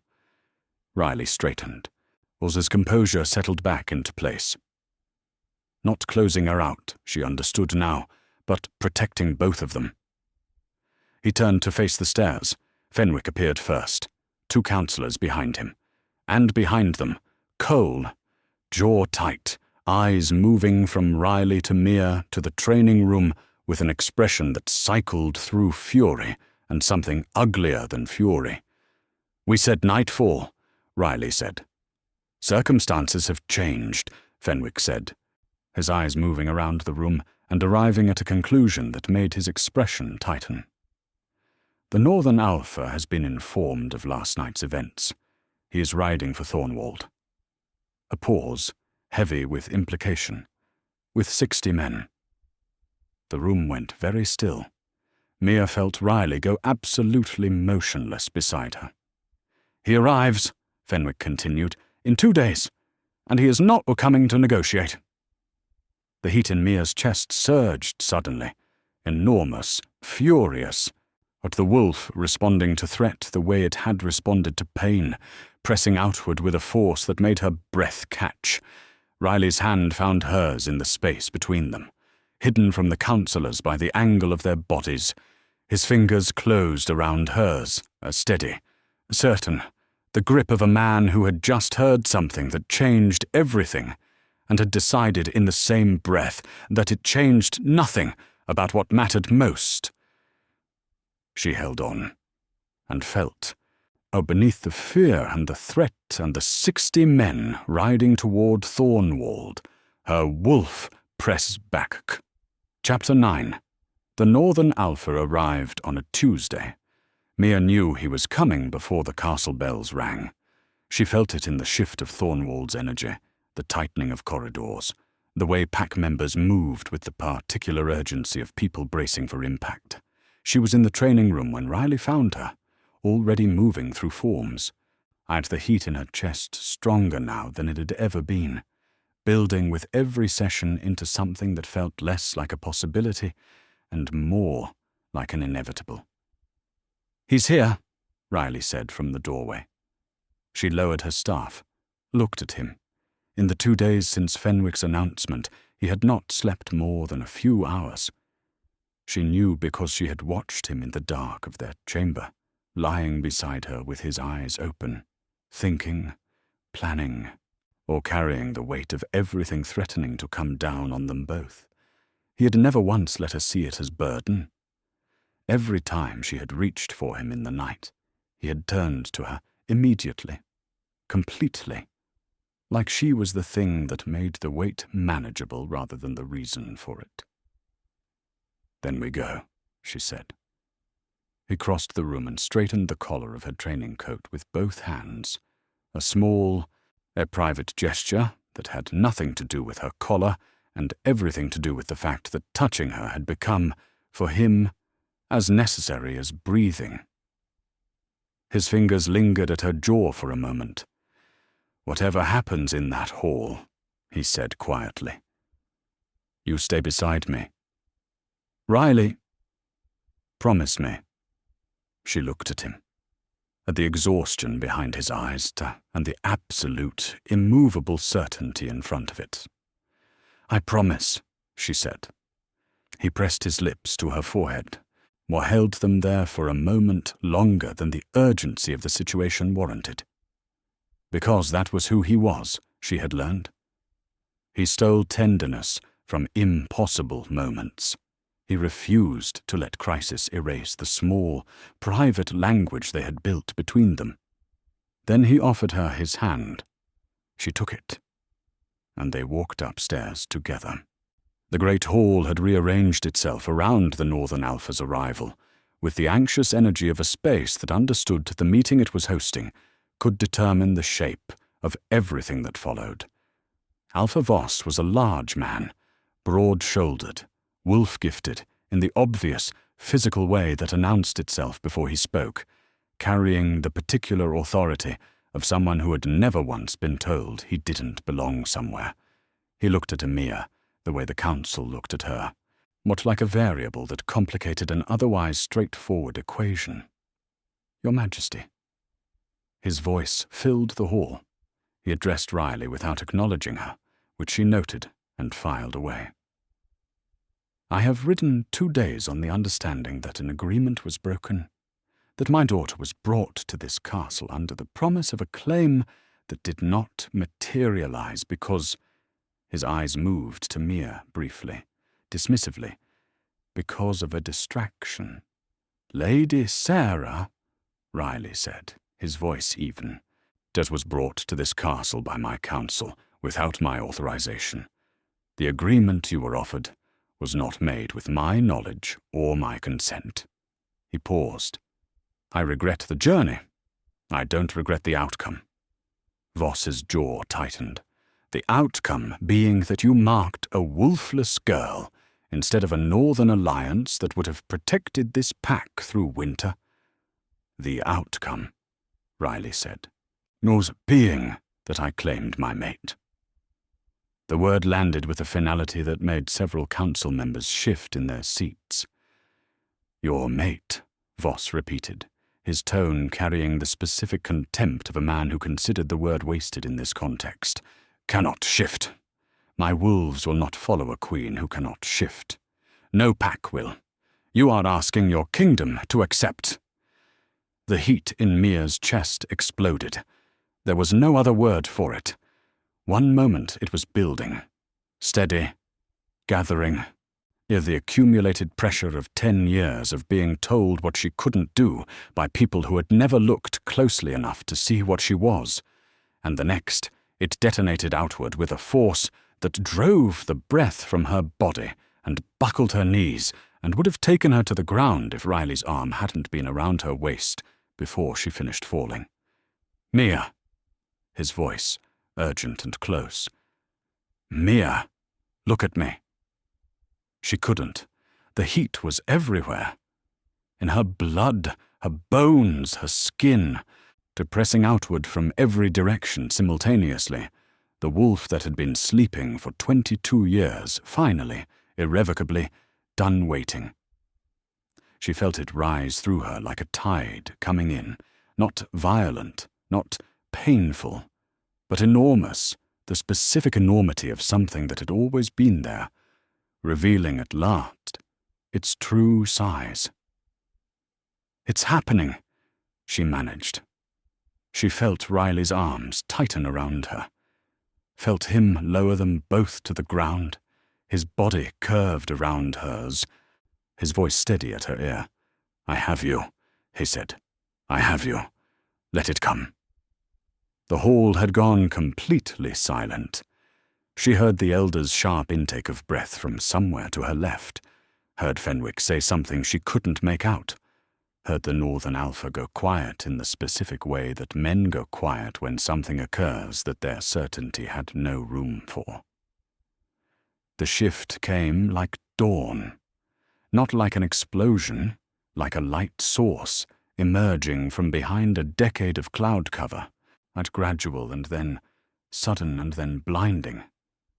She felt her body remaking itself with the calm authority of something that had always known exactly what it was supposed to be and had simply been waiting for the right moment to become it.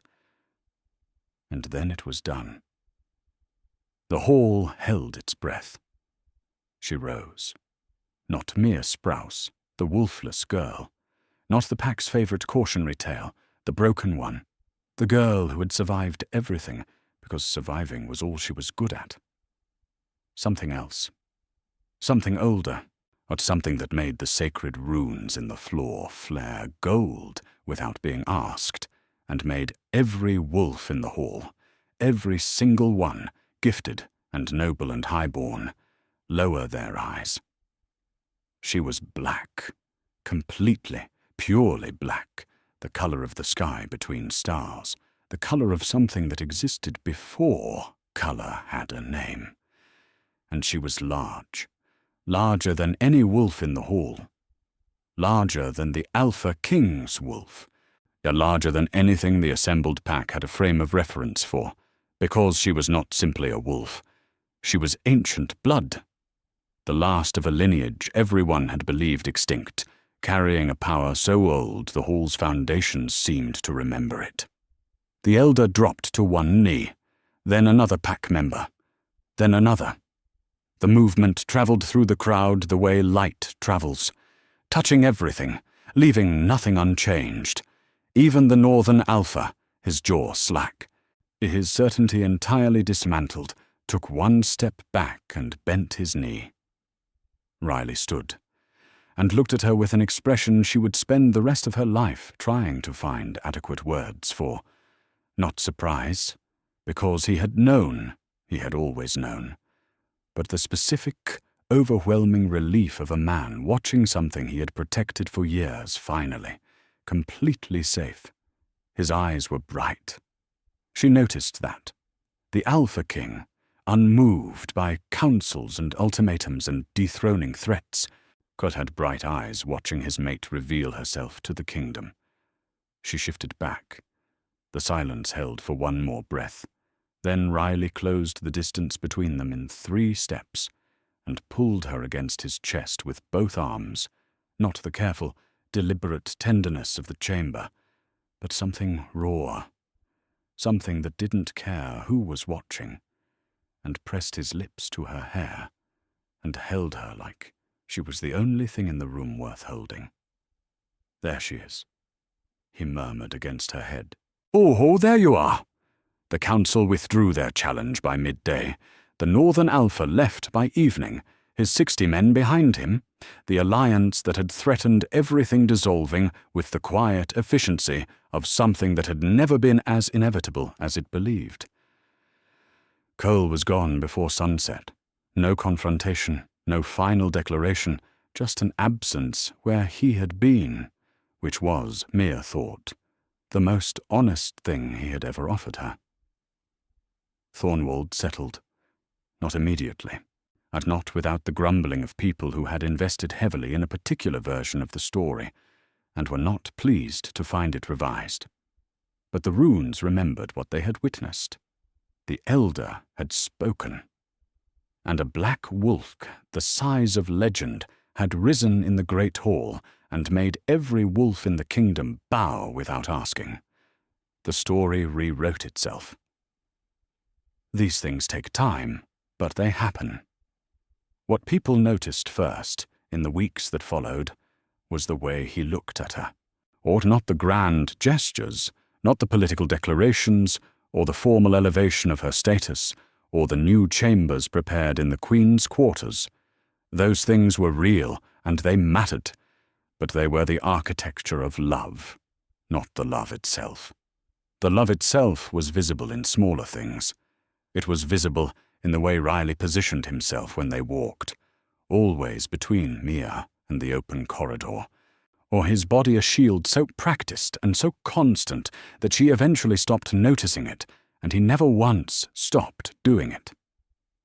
It was visible in the way he kissed her in public, unhurried and unashamed, at the specific moments when she needed to be reminded that she was chosen, before council meetings, after difficult training sessions, in corridors where people who had once mocked her were now forced to witness something they had no framework for.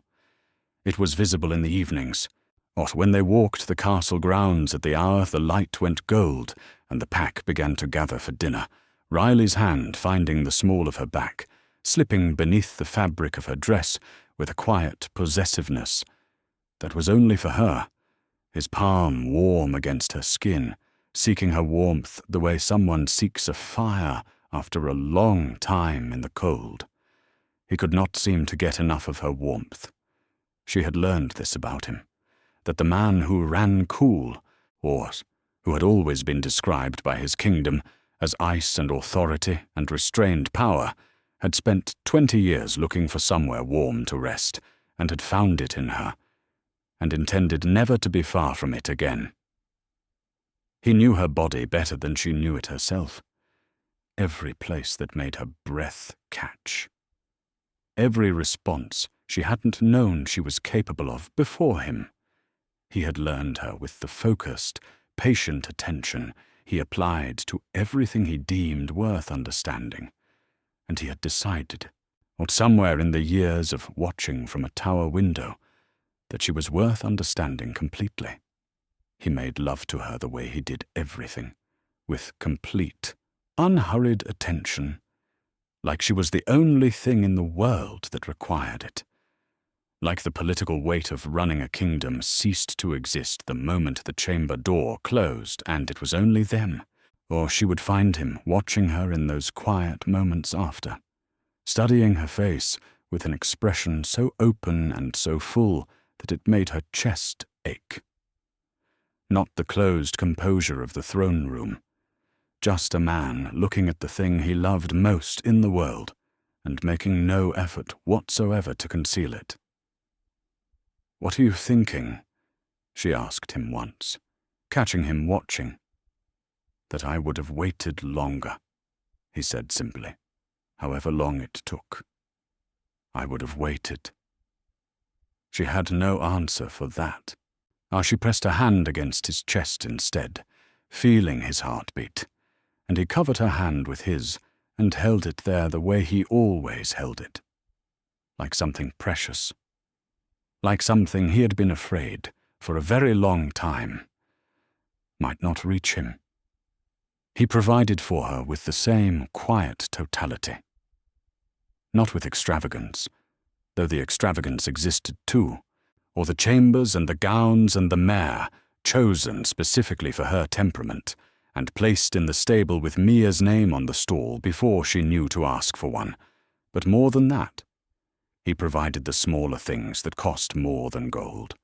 The council member quietly reassigned after Mia mentioned once that she found his presence uncomfortable.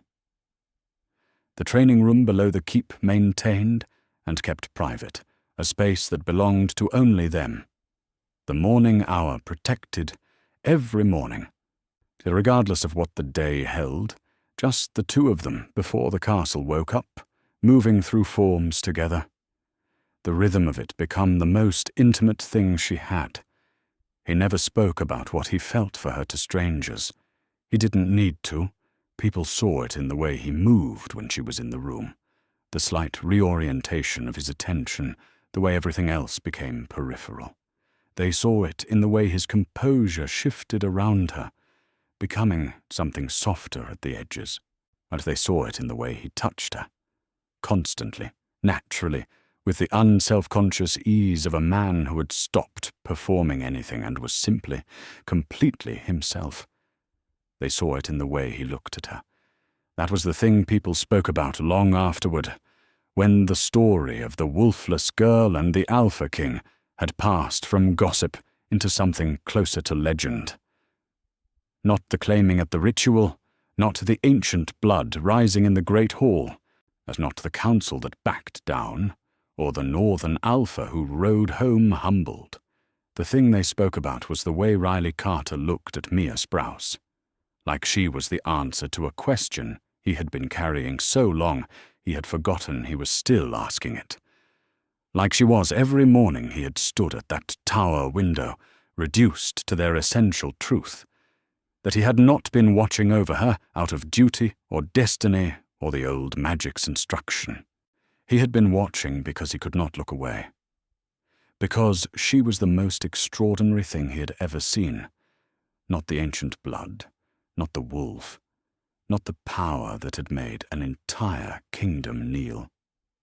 The girl underneath all of that, the one who had gotten up out of the dirt at 12 years old, and gotten up every day for 10 years after that, and built herself into something unbreakable without anyone standing beside her. He had spent 10 years making sure she survived long enough to know that someone was beside her now. He intended to spend the rest of his life making sure she never forgot it. On the first full moon after the shift, Mia stood at the window of their chamber and felt the pull of it. That ancient, silver call that had been silent her entire life and was now as natural as breathing. Riley came to stand behind her, his arms wrapped around her from behind, his chin resting against her temple, or his hand spread warm across her stomach. "Go," he said softly. "Come with me," she said. She felt him smile against her hair. They shifted together in the silver light of the window, his dark grey and her pure black, the ancient blood blazing in the moonlight, the bond between them visible to anyone watching as a light that existed between them and connected them completely. They ran under the full moon through the grounds of Thornwald, the Alpha King and his queen, but the most powerful pair in the kingdom's recorded history, with the easy, unguarded joy of two people who had waited a very long time to be exactly this, in exactly this place, together. Below them, the castle glowed warm with torchlight. Above them, the moon blazed, full and silver and indifferent and perfect. And between them, in the bond that had been forming for 10 years in silence, and was now the loudest thing in both their lives, something that had no adequate name in any language, was only the feeling of it. The feeling of finally. Thank you so much for staying with Mia and Riley all the way to the end. Your time and your heart mean everything, and this story only lives because you chose to listen to it. If this moved you, if you felt every moment of it, please like, subscribe, and share with someone who needs to believe that the right love finds you, and drop your thoughts in the comments, because I read every single one